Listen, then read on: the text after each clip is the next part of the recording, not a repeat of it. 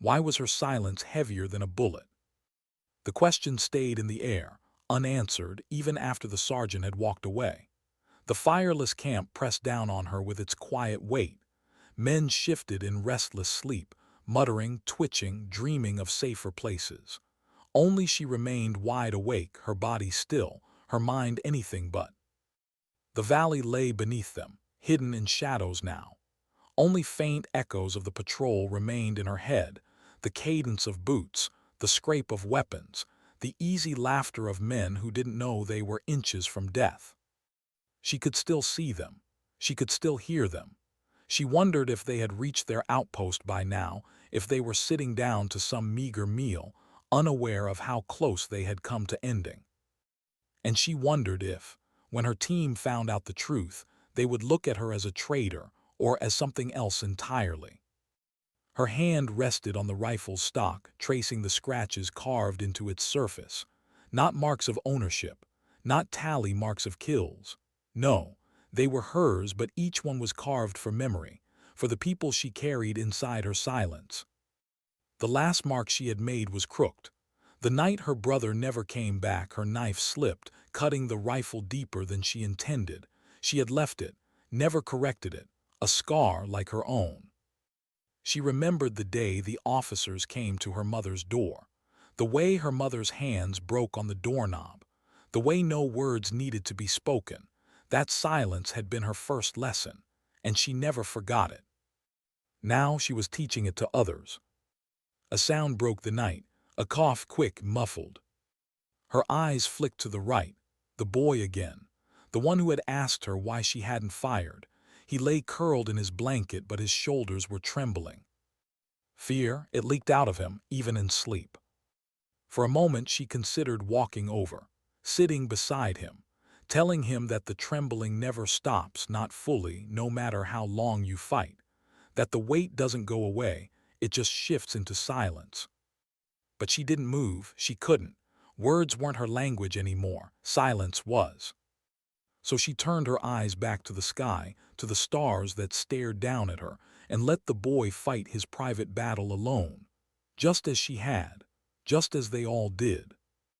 The hours passed, the desert chilled to bone. When dawn broke, pale and ruthless, the team stirred. The sergeant barked orders in low tones. The men obeyed with slow movements, exhaustion making them clumsy. She strapped the rifle to her back and adjusted her scarf. No words, just action. They moved again, following her lead, tracing the line of the ridge down toward the valley's throat. And that was when she heard it. Not boots, not metal, something heavier. A low rumble carried on the wind, vehicles, engines. She dropped to one knee, fist raised. The squad froze behind her, rifles snapping into position. Eyes wide, hearts pounding. She scanned. The horizon trembled with dust. The sun caught the glint of armored glass. The convoy was moving fast, purposeful, not patrol, not routine. And at the center of it, there it was again.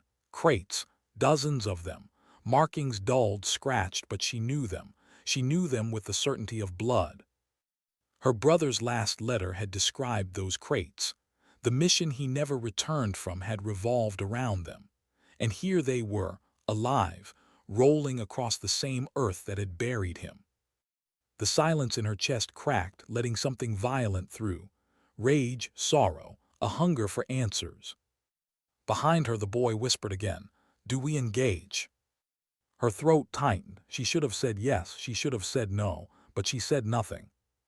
Because her silence was not indecision, it was memory. The convoy rolled past, dust choking the valley, engines howling like beasts. Her squad remained low, invisible, breaths held. When the last vehicle disappeared into the hills, the men exhaled in near unison, like a single organism surviving one more day. The sergeant's eyes cut to her, sharp, demanding, "What's your play?" Play, the word sounded wrong. This wasn't a game, this wasn't even a mission anymore. This was personal. But she couldn't tell them that, not yet. She looked him straight in the eye and lied with her silence. Then finally, when his stare burned too deep, she said softly, "We track, quietly." The sergeant hesitated, but he nodded. He trusted her, and trust, she thought bitterly, was just another word for silence. The day grew hot, sweat dripped, packs grew heavier, boots dragged. The boy stumbled once, twice, his lips pale. She slowed her pace, matching his without letting him notice. He didn't thank her, he didn't even see it. That was fine. Some burdens weren't meant to be acknowledged.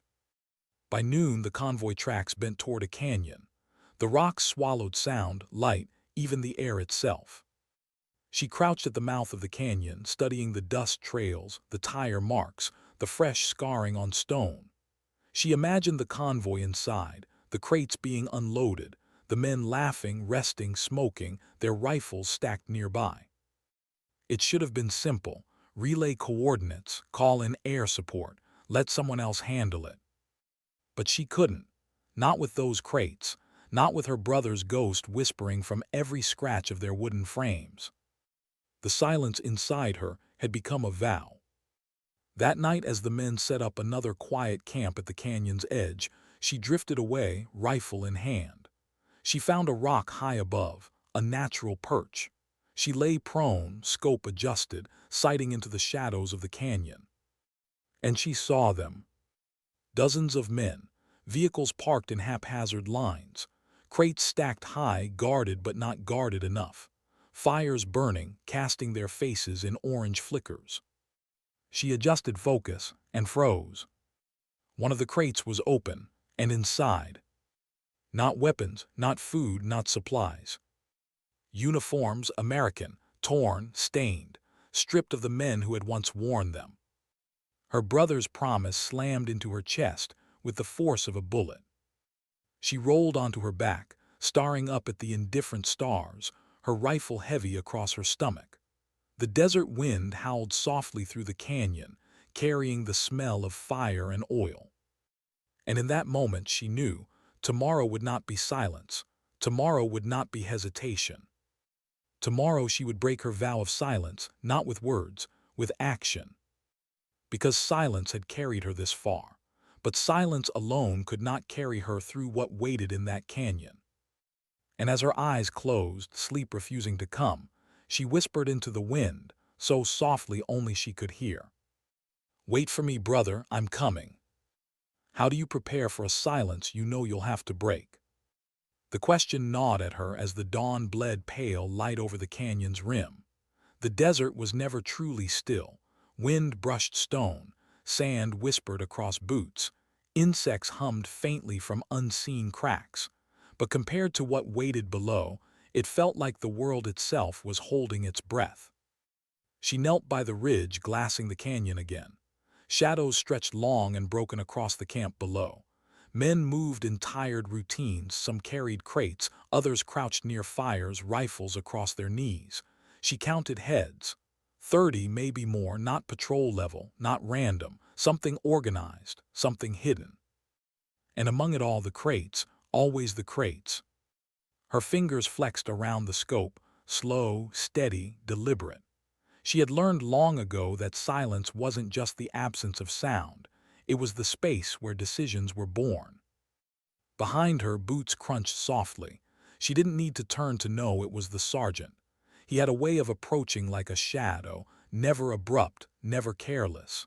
He stood just behind her shoulder, looking down at the camp. "They're dug in," he murmured. She nodded once. "You planning on telling me what you saw last night?" Her throat tightened. She wanted to tell him, wanted to spill the truth about her brother, about the markings, about the uniforms rotting in crates like coffins. But the words stopped at the edge of her mouth, refused to cross. "I saw enough," she whispered. "That's not an answer. It's the only one I have right now." The silence stretched, heavy, uncomfortable, but he didn't press. He had been in this long enough to know when pressing breaks more than it uncovers. Instead, he crouched beside her, studying the camp. "We can't take that many head-on, not with 6 men." "I know. So what's the play?" Her jaw clenched. The play, always the play, as if every decision wasn't written in blood before it was ever spoken. Finally, she lowered the scope and turned to him. We We learn, then we cut. He studied her face, searching for cracks, but whatever he saw, it was enough. He nodded once and stood, fatting back into the rocks. She returned to her scope, watching, waiting, silent. The hours dragged. The sun climbed, blistering and merciless. Sweat slicked her back beneath her uniform. The men below moved with sluggish precision, stacking crates, guarding, patrolling in short arcs. But then something caught her eye. One of the men, older, scarred, lifted a lid on a crate. Inside wasn't uniforms this time. It was metal, shiny, carefully wrapped. He pulled a piece free and held it to the light. Her stomach tightened. A circuit board. No, not just a board, something more intricate, military tech. She adjusted focus, heart thudding. She had seen schematics like that once back at base. Classified briefings, whispered rumors, components stripped from downed aircraft, pieces of American systems scavenged and sold. And here they were, boxed like treasure in the hands of men who shouldn't have them. Her silence cracked again, a hairline fracture spreading wide. This wasn't just about her brother anymore. That night the squad huddled close in the dark. No fire, no chatter, just the faint rasp of breath, the weight of rifles against knees. The boy, the one who trembled in his sleep, leaned forward, whispering too loud again. "We can't just sit here," he hissed. The sergeant's glare cut him down instantly, but the boy pressed on, desperate. "They're moving gear. They're planning something. We should." "Shut it," the sergeant growled. But she didn't shut him down. She looked at him instead. Really looked. His eyes wide, raw with fear, but also with something else, fire.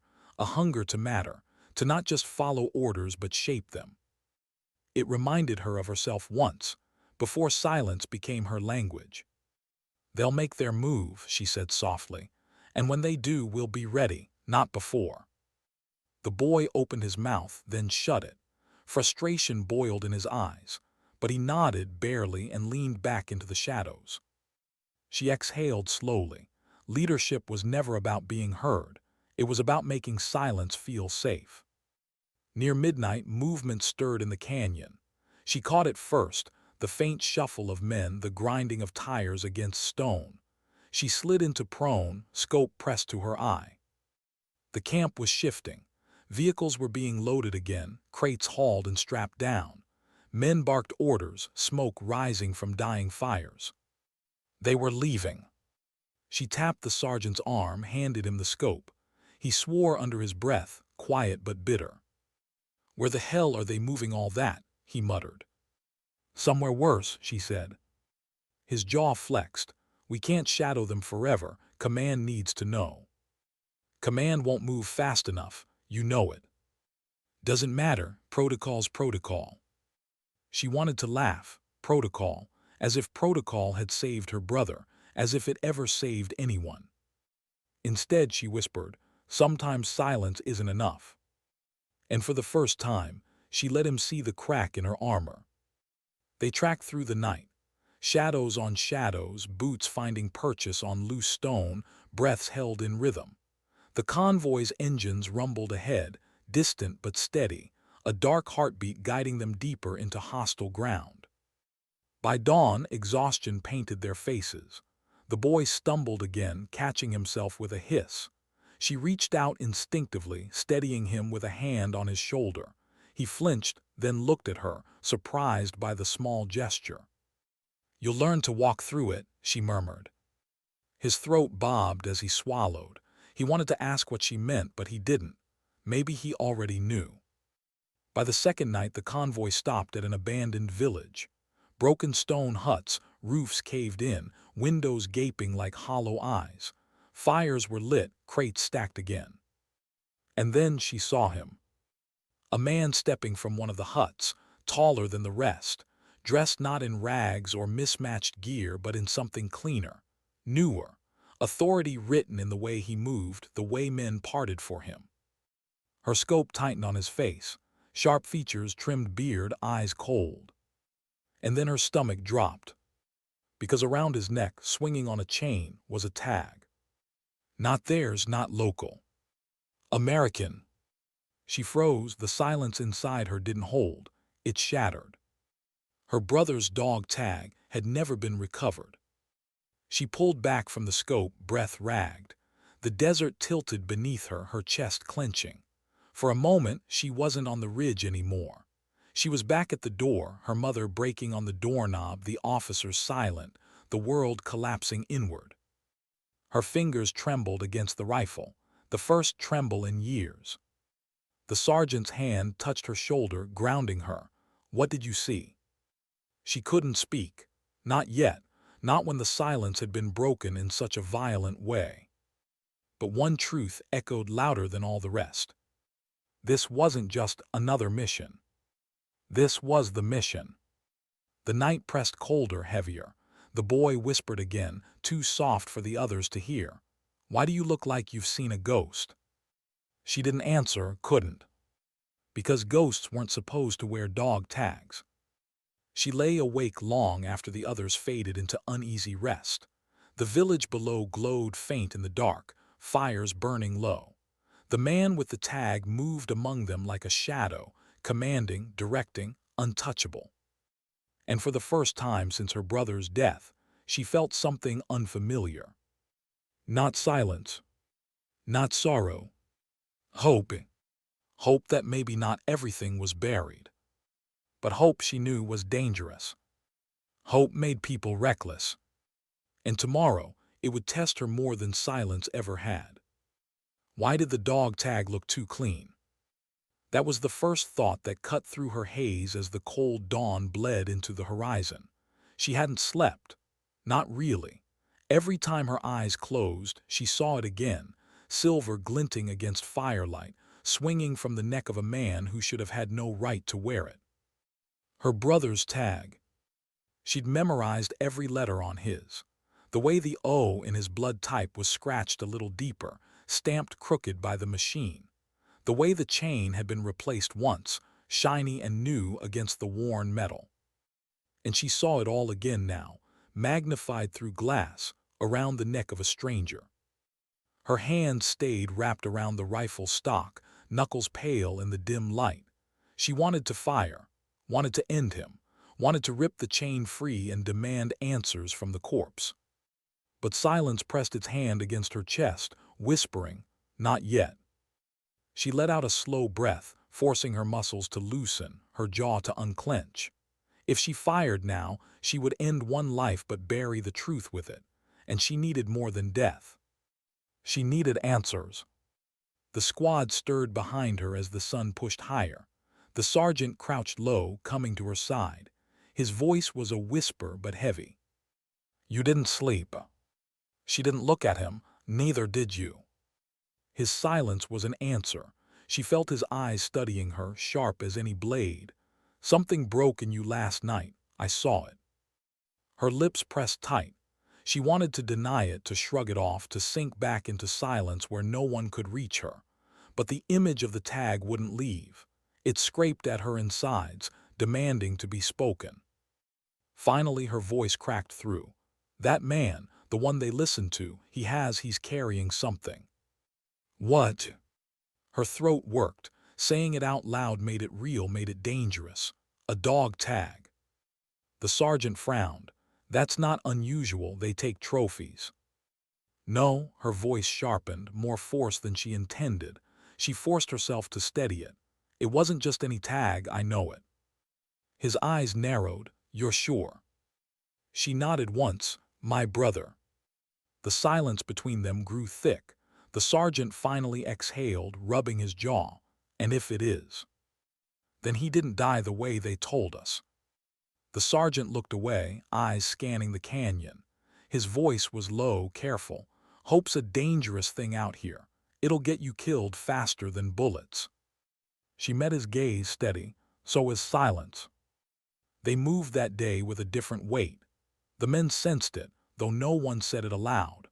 The boy especially kept watching her, his gaze flicking between her face and the horizon, searching for cracks in the silence she carried. By afternoon, the convoy stirred again. Engines roared, crates shifted, men shouted. The tall man with the tag climbed into the lead vehicle, commanding with gestures sharper than words. The squad trailed them deeper into broken country, rocks rising like jagged teeth, the air thinning. Every step felt like walking closer to something inevitable. When the convoy finally stopped again, this time near the mouth of a cave system, she felt her chest tighten. The crates disappeared inside. Men followed with torches, shadows stretching against stone. The tall man lingered at the entrance, speaking to another in low tones. She watched every movement through the scope, memorizing the way the tag swung, the way his hand brushed it absent-mindedly, like a man touching a charm he didn't understand. Her trigger finger twitched.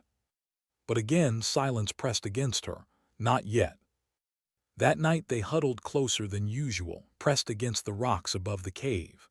The fires below flickered, casting monstrous shadows across the stone walls. The men guarding laughed, passed a bottle, pointed their rifles lazily. The boy leaned toward her, whispering, "Why don't we take the shot? One bullet, he's gone." She didn't answer. Her eyes stayed on the cave. The boy's whisper grew sharper. "You saw something, didn't you? That's why you're holding back." The sergeant cut him with a look, but the boy pressed anyway, desperate. "If we don't do something, those crates go deeper. We'll lose them forever." Finally she turned her head, her eyes cold. "Do you know what silence is, kid?" He blinked, caught off guard. "It's the space between what you want to do and what you have to do. Learn it, or it'll kill you." The boy swallowed hard, shrinking back. But she could see it, the doubt blooming in him again, the same doubt she had once carried. Sleep came in fits. When it did, it brought no rest. She dreamed of her brother's face, smiling in uniform, sunlight catching on the crooked O of his tag. Then his smile broke, twisted, became the face of the man in the canyon. She woke with her heart hammering, her hands shaking around the rifle. The sergeant's voice came low from the shadows. "You're unraveling." "I'm holding," she whispered. "For how long?" Her silence was answer enough. At dawn she made her choice. The convoy was smaller now, half the vehicles inside the caves, only a skeleton crew outside. The guards laughed louder, careless with fatigue. She adjusted her rifle, scope fixed. The tall man emerged again, barking orders, the tag catching morning light. Her finger hovered. This time silence didn't feel like protection. It felt like chains. She inhaled, slow, steady. The boy's voice hissed behind her. "Are we doing this?" She ignored him. The sergeant's hand touched her shoulder, grounding, warning. And then the tall man lifted his hand, signaling something toward the cave. For the first time she saw fear in his eyes, just a flicker, just enough. And she froze. Because fear meant weakness, weakness meant answers. Killing him now would bury them forever. Her finger lifted from the trigger. The boy exhaled sharply, almost angry. Why again?" She didn't turn, didn't explain. Her silence was answer enough. But inside, her vow shifted. She wasn't going to kill him, not yet. She was going to take him, alive. And that, she knew, was harder than any shot she had ever lined up. The day stretched long. Heat shimmered, men moved, crates vanished into shadow. By nightfall, the canyon seemed emptier, quieter. She studied the guards, their patterns, their lapses. Every routine etched into her mind like grooves in stone. And she began to plan. Her silence became sharper now, not absence, not hesitation, strategy. She whispered finally to the sergeant, her voice steady, "We're going in." He stared at her long and hard, then nodded once. The boy's eyes widened, fear and fire colliding inside them. And in that moment, for the first time, she felt not alone in her silence. The cave mouth glowed faint with firelight. The guards laughed. The wind carried their voices up the rocks. She checked her rifle one last time, then lowered it. For this, the rifle wasn't the answer. Her silence was. And as the team prepared to descend into the dark, her brother's voice echoed in her chest like a heartbeat. Keep your promise. The chopper blades thudded overhead, but she barely heard them. What weighed louder was the silence she carried inside, the one that no engine roar could cover. She had said little since their boots hit foreign soil, but her silence wasn't avoidance. It was focus, a kind of coiled patience. Still, the others couldn't help but wonder what burned behind her steady eyes. They didn't ask, maybe because they feared the answer. Maybe because they knew that kind of silence often hides something heavier than words could bear. The night air was thick with dust, clinging to their skin, creeping into lungs. Every breath felt like swallowing the desert. As the team secured the perimeter of the half-ruined compound, she scanned with a deliberate calm, rifle tight against her shoulder. There it was again, that near-ritual slowness in how she raised the weapon, almost as if she were listening to time itself, watching it bend around her stillness. One of the younger soldiers, barely out of training, muttered under his breath, "She moves like she's not even here." He didn't mean disrespect, more awe, maybe fear. The sergeant shot him a sharp glance. "Quiet, she hears everything." And she did. The faint click of metal, a dog's bark from somewhere distant, the uneven rhythm of her own pulse. Every detail filtered through her, sharpened, stored. But tonight was different. Something in the way the locals stared at their convoy earlier, too many eyes following, too many shutters half closed. She couldn't shake it. The mission brief was simple: reconnaissance, possible extraction of intel. Yet simplicity rarely survived the first hour on the ground, and she knew better than most how fast clarity can dissolve into chaos. Her gaze lingered on a doorway across the street. The shadow there hadn't shifted in over 5 minutes, too still, too deliberate. She raised her hand in signal, a subtle motion. The team froze. Hearts raced, breaths held. That was the power of her silence. She didn't need words to command. Then movement. A child stepped into the doorway, thin, ragged clothes, barefoot. She lowered her rifle a fraction, chest tightening. Memory stabbed at her. A boy's face years ago in another village, another war. His expression right before the blast. The guilt never left. No one knew about it, not fully. Not the way she replayed it every night, how his eyes stared back in her dreams. She forced her breath slow. Not here, not now, focus. But the conflict gnawed inside. That child wasn't holding a weapon. Or was he? Her instincts screamed not to trust what seemed innocent. That was the cruelty of war. It taught you to fear the very image of hope. The sergeant whispered, "What do you see?"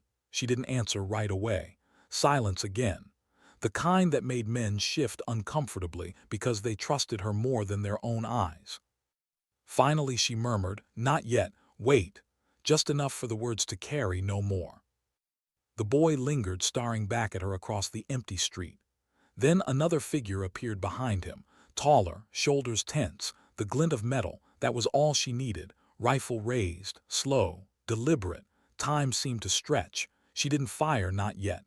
She let the moment breathe, every second dragging sharp as a blade across her nerves. The taller figure stepped forward, and in a blink the boy darted away. Relief and dread tangled in her chest. Her finger tightened. But the man slipped back into the shadows, vanishing as if the earth swallowed him whole. The street fell silent again, too silent. They regrouped inside the compound, tension thick. The young soldier whispered, "Why didn't you take the shot?" She didn't answer. He wouldn't understand. Some choices can't be measured in seconds or by tactical manuals. They live in the cracks of your conscience, echoing long after the mission ends. Later, under the dim glow of a single lamp, she sat cleaning her rifle with the same careful rhythm she always used. Not mechanical, almost reverent. The sergeant sat across from her, studying. "You hesitated out there." Her jaw tightened. She didn't look up. "Not saying you were wrong," he added quietly. "Just that hesitation, it costs lives sometimes." She finally met his eyes. There was no anger, only weight. And sometimes not hesitating costs more. Her voice was soft, but it cut deep. He didn't push further. He knew enough about her past to let the silence hold. Others didn't. They only saw the calm, the steady aim, the way her will seemed unbreakable. But inside, fractures ran deep. Tonight had opened one wider. When the lamp flickered and went dark, the compound sank into shadows. She lay awake, listening. Every creak of wood, every rustle outside pressed against her nerves. Yet beneath it all was a quieter question, one she never voiced. How many choices like tonight's could she survive before she became something she didn't recognize? The desert wind whispered through broken walls. And still, she raised her rifle in her mind, slow, deliberate, unyielding. Because tomorrow it would not just be a shadow in a doorway. Tomorrow, the silence would demand more from her than she might be able to give. The first sound was a drip, water somewhere in the darkness landing slow against stone. Then came the breathing, shallow, uneven, not hers, someone else. She stiffened, rifle angled, eyes straining through the gloom. The compound was supposed to be secured, but her instincts, they rarely lied. She took a silent step forward. Another. The shadows pressed close, dust motes turning in her faint beam of light. And then in the far corner, movement. A figure hunched, hands raised, trembling, not armed, not a soldier, a villager. Her team moved fast, weapons trained. But she raised her hand, halting them. That same deliberate calm. Her silence more commanding than any barked order. She approached, kneeling, rifle still steady. The man whispered something in broken phrases. Fear laced every syllable. She didn't understand the language fully, but the tone, desperation, is universal. She lowered her weapon just enough, signaling safe. The man gestured wildly, pointing east, repeating a single word she didn't know, over and over. His eyes burned with urgency, and she realized he wasn't hiding from them. He was hiding from what lay beyond. The sergeant muttered behind her, "Could be a trap." She nodded faintly, but her gut told her otherwise. This man had the look of someone who had lost more than he had left. She knew that look, saw it every time she caught her reflection in glass. Later, outside under the stretch of a starless sky, she stood apart from the team, his words still echoing. East, east, a warning or a plea. Either way, it would pull them further into shadows. She closed her eyes, breathing in the dry night air. Her chest ached with a weight no vest could protect against. Because this wasn't just another mission, not for her. The memory struck sharp, the photo she carried folded in her pack. A young woman smiling, her sister, the only family she had left. And the last time they spoke, it wasn't kind. A fight over nothing, over everything. Then the call came, years ago, saying her sister had vanished on a humanitarian mission in a nearby region. Missing, presumed dead. Presumed, but never proven. And that single doubt had driven every choice since. That was the truth she never told her team. That was why every mission in this region carried a ghost heavier than her rifle. She told herself it wasn't personal, that she was here for the job, for the team, for duty. But deep inside, each alley, each whisper of a survivor, each plea for help, it kept her hope alive. That maybe she'd find an answer, a clue, or her sister herself. She clenched her fists against the thought. Hope could be poison. Yet it was the only reason she hadn't collapsed under the weight of silence. Her thoughts broke when the young soldier approached, his steps awkward, uncertain. He scratched at his helmet before speaking, voice low. "Ma'am, back there when you held fire. I thought you were wrong. But then I saw the boy run. If you'd taken the shot," he faltered, eyes dropping. I just wanted to say I get it now, or I'm trying to." She studied him. He was so young, still searching for right and wrong, as if war could ever be that clean. She gave him nothing but a nod. He seemed relieved by even that. Then he returned to his post, leaving her with the stars hidden above and the silence closing in. The night dragged, but she didn't sleep. She watched the horizon, east, always east. Her pulse quickened with every thought of what lay ahead. By dawn, when the orders came to move, she didn't hesitate. She was ready, though her team didn't know why. As the convoy rolled out, dust rising like ghosts around them, she sat still in the back, rifle across her knees. Each bump of the road rattled her bones, but her grip stayed firm. She let her mind wander just for a second to the voice of her sister, laughter like sunlight. She held on to it because out here, everything else was shadows. The village they reached by mid-morning was nothing but silence and rubble. No children playing, no market noise, just abandoned homes, doorways gaping like wounds. And then the smell, smoke, burned wood, flesh. The team tensed, weapons raised. She moved first, eyes scanning rooftops, alleys, every broken window. But no one fired. No one attacked. The danger wasn't visible. It was heavier than that. It was in the absence of life. Inside one of the ruined homes she found it. A scrap of fabric caught on splintered wood. Familiar. Her chest constricted. She pulled it free, hands trembling despite all her discipline. The same pattern her sister wore in that photo. Coincidence? It had to be. But the timing, the villager's plea, the pull east, it stacked into something more. Her silence deepened. The others noticed, exchanging looks, but they didn't ask. They were learning, when she fell silent like this, something was about to break. As they pressed deeper into the empty village, unease spread. Every step echoed too loud. Every shadow seemed to follow. And she, rifle raised slow and steady, felt time bend again around her will. But there was something she hadn't told them, not yet. The road ended without warning, just a jagged scar of asphalt swallowed by dirt and silence. The convoy rolled to a stop, engines idling low, every soldier scanning the horizon with tight jaws and wary eyes. She was the first to step out, boots sinking into the dust, rifle raised, slow, deliberate. The desert wind tugged at her hair, whispering in tones that sounded almost like memory. Why did it feel like someone was already watching them? The village behind them was empty but not dead. She felt it in her chest, as if silence itself held its breath. The young soldier glanced at her, his face pale, asking without words what they all wanted to know. Are we walking into something? Her hand lifted, signaling caution. The others obeyed instantly. That was her power. She didn't command with noise. She commanded with absence.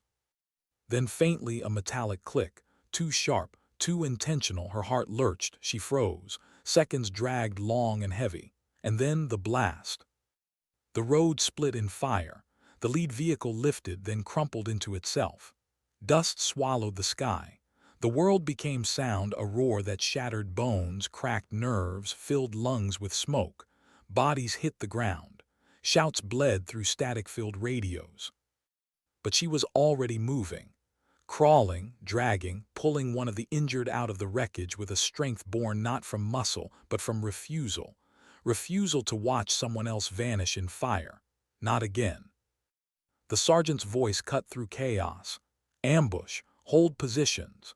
Bullets tore through the haze, snapping past ears, punching into stone. Her team returned fire, but the enemy was unseen, shadows moving in alleys, flashes from windows. She pressed her back to a wall, chest heaving, rifle ready. Her mind sharpened, every detail clicking into place. She raised the weapon, slow as ritual, breath steady, finger waiting. Time bent again, stretching thin. She fired once, then again. Two shadows fell. The fight didn't end, but the rhythm shifted. Her silence carried weight, grounding the team amidst the storm. Yet even as bullets cracked and walls shattered, her eyes pulled east, always east, toward the ridge beyond the smoke where the villager had pointed, toward where the fabric scrap still burned in her pocket like a brand.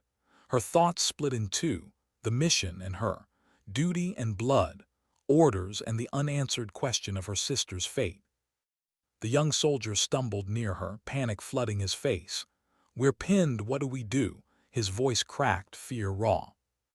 She grabbed his vest, forced his eyes to hers. Calm, steady, breathe. That was all she said, one word, and somehow it steadied him more than a dozen shouted commands ever could. The firefight dragged like hours, dust choking, ammo thinning, nerves fraying. Every time she pulled the trigger, she felt the weight of choice. Each target could have been the boy in the doorway or her sister's ghost. She hated that war twisted every face into question marks. At last the enemy fire thinned. Silence crept back, cautious, heavy. The team regrouped, bloodied but alive, 2 injured badly, 1 gone. The cost was real. It always was. The sergeant looked at her, sweat and ash streaking his face. They knew we were coming. Someone gave us up. She said nothing, but inside suspicion burned. The villager, the boy, or something deeper, the kind of betrayal you couldn't trace to one face because it lived in the ground itself. Night fell hard when they finally secured what was left of the convoy. Fires smoldered. The wounded moaned in restless sleep. She sat apart, rifle across her knees, gaze fixed on the horizon. The sergeant joined her. He didn't speak for a long while, just sat in her silence like he was trying to understand what it cost her to hold it. Finally, he said, "You were looking east again. Why?" Her jaw tightened. She could have lied, could have hidden it. But the scrap of fabric in her pocket burned hotter the longer she kept it secret. She pulled it out, held it in the firelight. His eyes narrowed. "Your sister," he said quietly, not a question. Her throat worked, but no words came, only a slow nod. He exhaled, leaning back. "You think she's alive?" She looked out at the dark horizon, where shadows merged with stars. Her silence answered for her. The sergeant didn't push further. He knew what it meant to carry a ghost into battle, to blur the line between mission and personal war. He only said, "If she's out there, we'll find her, but don't lose yourself chasing her shadow." She didn't reply, couldn't, because part of her already feared he was too late with that warning. The wind shifted, carrying a distant sound. Not gunfire, not explosions. Singing. A woman's voice, faint, broken, carried by the night. She froze, heart stuttering. The sergeant heard it too, his head snapping east. They locked eyes, neither spoke. Because if that voice was real, everything was about to change. The voice lingered long after the night wind died. Maybe it was a trick. Maybe it was the desert bending sound into illusions. But she knew what she heard. That tone, that fragile pull of syllables. It had been years, yet her body recognized it before her mind dared believe. Her hand hovered over the rifle, knuckles pale against the steel. Should she tell them? Should she break the silence that shielded her truth all this time? No, not yet. Not until she was sure. The team busied themselves with the wounded, rationing supplies, checking ammo. They were still shaken from the ambush. She could see it in their shoulders, the way they avoided looking at the empty space where their fallen brother should have been. Every loss carved them down a little further. The young soldier approached her again, hesitant. "Ma'am, you hear it too." His eyes were wide, almost childlike, hopeful. She turned to him slowly. "What did you hear?" He swallowed. "Singing, a woman. Sounded like," he trailed off, shaking his head. "Sounded like someone who didn't belong here." Her silence gave nothing away. But inside her chest burned, not just me. He heard it too. That meant it wasn't madness, not just ghosts. Later, when the fire burned low, she slipped away from the circle of weary men. Each step east felt heavier, as if the sand resisted her, pulling her back to duty. She stopped just beyond the glow of camp, staring into the abyss of night. Her throat clenched. For a moment she wanted to scream into the silence, call her sister's name, let the desert answer. But she didn't, couldn't. The sergeant's voice cut the darkness. "Don't." She turned, startled. He was standing a few feet away, arms crossed, watching, always watching. "You'll lead us into another ambush if you go chasing ghosts." His words were harsh, but his eyes, they were tired, heavy, like he had lost his own ghosts once and learned the cost. She clenched the scrap of fabric in her fist, the threads biting into her skin. "It's not a ghost." "You don't know that." Silence stretched between them, sharp as wire. Then he sighed, stepping closer, his voice lowered. "I get it, I do. You think I don't see the way you fight, the way you move, like the war already took something from you. But we can't afford to bleed for personal wars. Not here, not now." Her jaw tightened, tears threatening but refusing to fall. She whispered, "If it was your family, would you walk away?" He didn't answer, couldn't, because he knew he wouldn't. By dawn, orders came crackling through the radio: push further east, secure the high ridge. The same direction the villager had pleaded about. The same direction the song had carried from. Her pulse thundered. It wasn't a choice anymore. The mission and her ghosts were colliding head-on. They moved at first light, shadows long across the sand. The silence of the desert weighed on them, thicker than any firefight. Each step closer to the ridge tightened the knot in her chest. Halfway up the slope, the gunfire came, sharp, unseen. The enemy waited, dug in, ready. Bullets sparked off rocks, forcing the team down. The young soldier shouted, fear raw again. The sergeant barked orders, pulling men into cover. But she didn't duck. She pressed forward, sliding along stone, every sense focused, not just on survival, on the faintest trace of sound beyond the battle, the echo of that song, the memory of her sister's voice threading through chaos. Her rifle rose, slow as ritual, time bent. She exhaled, fired, an enemy dropped, another. Her movements weren't just survival now. They were direction, a path, carving a way toward something only she believed in. The sergeant yelled her name, demanding she fall back. She ignored him, because this wasn't about following orders anymore. This was about following a thread of hope so fragile it could shatter with one more bullet. When the dust cleared, when silence reclaimed the ridge, the team was battered but standing. And there, carved into the rock near a half-hidden cave, she saw it. A mark, faded but familiar. A symbol her sister used to draw when they were kids. Always the same, two parallel lines, one slightly longer, like uneven steps. Her breath caught. She reached out, fingers tracing the worn grooves. Real, not illusion, real. The sergeant stood behind her, saying nothing. He saw it too, and in his silence there was no more doubt. Her sister had been here. And now, nothing would keep her from going deeper. The cave breathed cold air, damp against her skin, so unlike the desert heat pressing outside. Each step deeper into the darkness echoed like a heartbeat, slow, relentless. She gripped her rifle, but this time it wasn't just a weapon. It was an anchor, a reminder that she wasn't walking in as a sister alone. She was still a soldier, bound to her team, bound to survival. Behind her, the sergeant's flashlight cut faint beams across stone walls. The young soldier trailed close, whispering prayers under his breath. The others stayed back, guarding the entrance. It wasn't fear that kept them, it was instinct. They felt this place wasn't just another hiding hole. It was something else, something weighted. She raised her hand, signaling silence. The dripping water somewhere in the cavern's depths became louder. The smell shifted, damp earth, burned wood, faint smoke that shouldn't exist underground. And then she heard it. The singing, faint, broken, fragile. Her knees nearly buckled. Her throat closed. Years of silence cracked inside her all at once. She surged forward, ignoring the sergeant's hissed warning. Deeper around a bend, and there a figure, thin, worn, shackled against stone. A woman, her hair matted, her body frail, but her lips still shaping song. Her rifle clattered to the ground. Her voice finally broke. "Anna."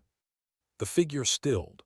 Slowly, painfully, the woman lifted her head, eyes hollowed by years of captivity, but within them recognition, the kind that erases time, distance, pain.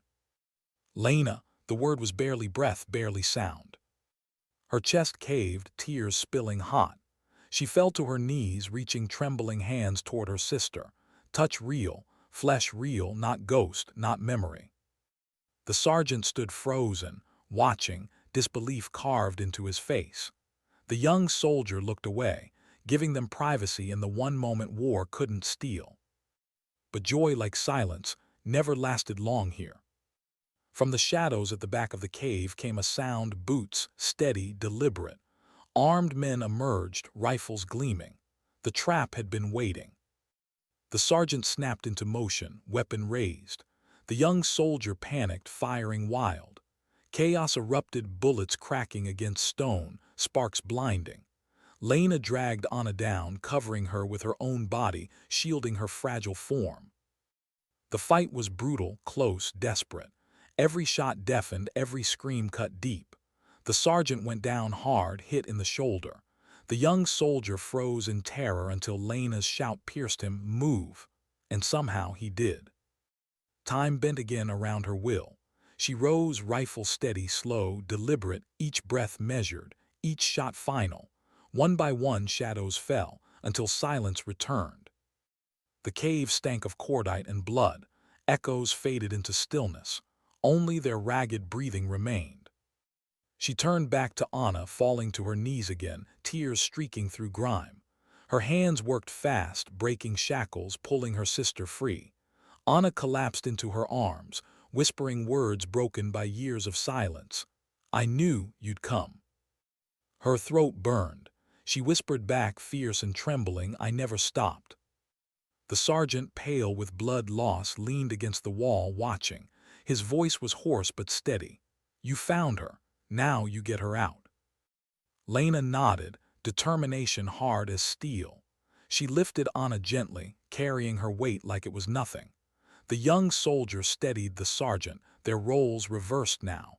The boy forced to become more than he thought he could be. Outside, dawn cracked the horizon, bleeding gold over the desert.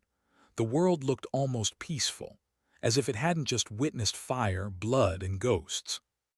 They moved together, limping, staggering, surviving.